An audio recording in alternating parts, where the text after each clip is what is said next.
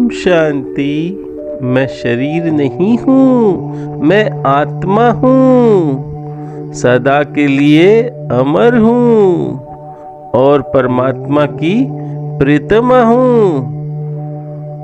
जी, जैसे कि एक शरीर में एक छोटी चितली उंगली होती है, मैं उसी तरह हूँ।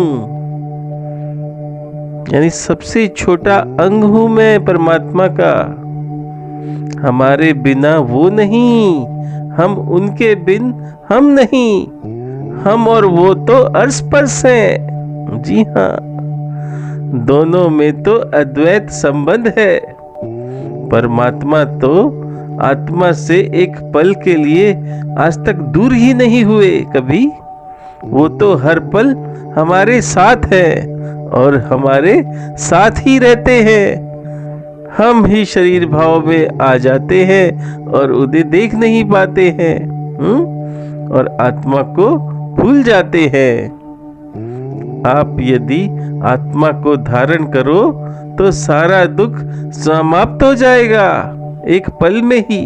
जी, दुख तो जीव को होता है। दुख तो जीव को होता है, वो भी माया में। फिर देखना जीव कैसे मुक्त हो जाएगा हमेशा हमेशा के लिए। और हम जीव नहीं, हम आत्मा है। जी भाइयों, हम जीव नहीं हैं, हम आत्मा है। और आत्मा के दिल में तो परम धाम है। परम धाम में तो परमात्मा वास करते हैं। तो आप आत्मा को धारण करो। जी, जैसे ही प्रेम की अवस्था आएगी, सब कुछ अपने आप ध्यान में प्रकट हो जाएगा एकदम खुद ही। जी, खुद ही खुदा को पाया जाता है, खुद की हस्ती को खुद मिटाकर। यानी कि मैं को मिटाकर, अहंकार को मिटाकर।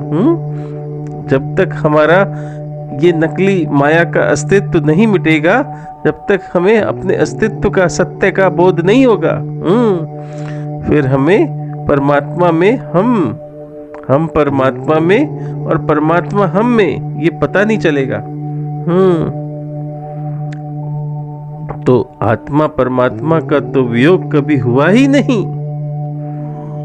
वो तो अनंत अनादिकाल से हमारे साथ है और हमेशा साथ ही रहेंगे। जी, परमात्मा तो हमारे साथ है निरंतर, सदा से, अनादि, हमेशा साथ ही रहेंगे। उनका और आत्मा का तो कभी वियोग हुआ ही नहीं, ना होगा। जैसे कि सूर्य और सूर्य की किरणें, सागर और सागर की लहरें, चांद और चांद की चांदनी, जैसे फूलों में सुगंध, जैसे हसीन चेहरों पर मुस्कुराहट, आदि आदि। तो माया में इंसान इतना डूब गया है कि वो सोचता है कि मैं कैसे ढूंढूं परमात्मा को। परमात्मा से तो मेरा वियोग ही हो गया। वियोग का अनुभव तो हमें ये माया करा रही है। माया को समझो भाइयों, माया को समझो। इस पांच तत्व की माया को समझो जो इन आंखों से दिख रही है। उसको विवेक से समझो, विवेक से। यानी हमें विवेक को उत्पन्न करना होगा। विवेक को उत्पन्न करना होगा, तभी तो वैराग आएगा। तो विवेक से ही वैराग आता है माया में। जी भाइयों, तो हम सब विवेक को धारण करें, यानी आत्मा को धारण करें, तभी हमें विवेक आएगा और वैराग आएगा।